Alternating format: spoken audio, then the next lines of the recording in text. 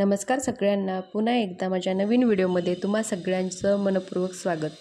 तर बघा, मकर संक्रांतीला सूर्य आणि शनिदेवांची भेट होते असे म्हणतात। त्यामुळे या दिवशी सूर्यदेवाला काळ्या तिळाने सूर्याची पूजा केल्याने शनी दोषापासून मुक्तता मिळते असे म्हणतात। त्याशिवाय मकर संक्रांतीला सूर्यदेव आणि शनिदेव यांची कथा वाचल्याने घरात सुख समृद्धी नांदते असे म्हणतात। तर चला, आज तुम्ही मकर संक्रांतीची काय कथा आहे ते आजच्या व्हिडिओमध्ये आपण पाहणार आहोत। चला तर मग कथेला सुरुवात करूया।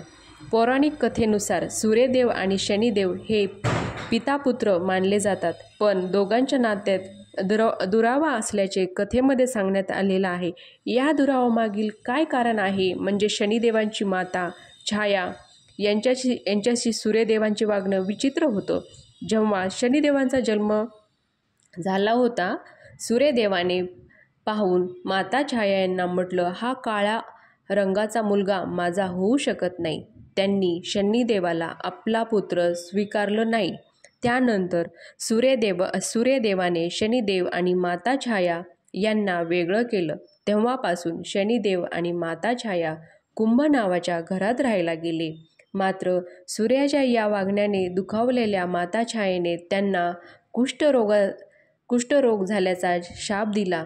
सूर्यदेवांना कुष्ठरोगांचा त्रास आपल्या वडिलांना कुष्ठरोग झालेला पाहून सूर्यपुत्र यमराज खूप दुःखी झाला। यमराज या सूर्याची पत्नी संध्या यांचा मुलगा होता। यमराजांनी सूर्यदेवांना कुष्ठरोगांपासून मुक्त केले असं म्हणतात। जेव्हा सूर्यदेव पूर्णपणे निरोगी झाले, तेव्हा त्यांनी आपली दृष्टी पूर्णपणे कुंभ राशीवर केंद्रित केली असं ज्योतिषशास्त्रात सांगण्यात आलं। पण यावेळी शनिदेवांच्या घरातील कुंभ जळून राख झाले असे म्हणतात। यानंतर शनी आणि त्यांची आई छाया यांना अडचणींचा सामना करावा लागला होता। काळे तीळ आणि सूर्यदेवांचा काय संबंध आहे?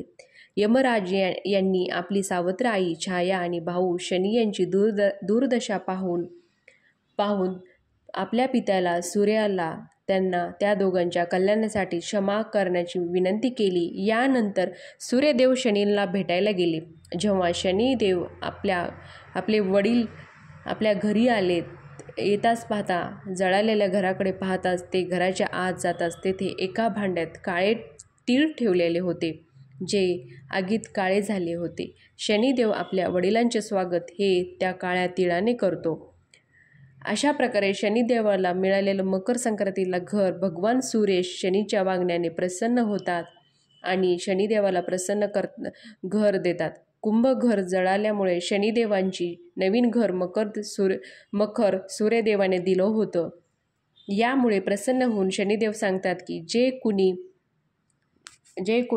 जो कुणी मकर संक्रांतीच्या दिवशी सूर्याची उपासना करेल त्याला शनीच्या महादशापासून आराम मिळतो, त्याचे घर ऐश्वर्याने समृद्ध होतं। म्हणून जेव्हा सूर्यदेव आपल्या मुलाच्या पहिल्या घरात म्हणजे मकर राशीत प्रवेश करतो, तेव्हा त्याला मकर संक्रांत असे म्हटले जाते। चला, आज तुम्हाला मकर संक्रांतीची कहाणी कशी वाटली ते नक्कीच कमेंट करून सांगा।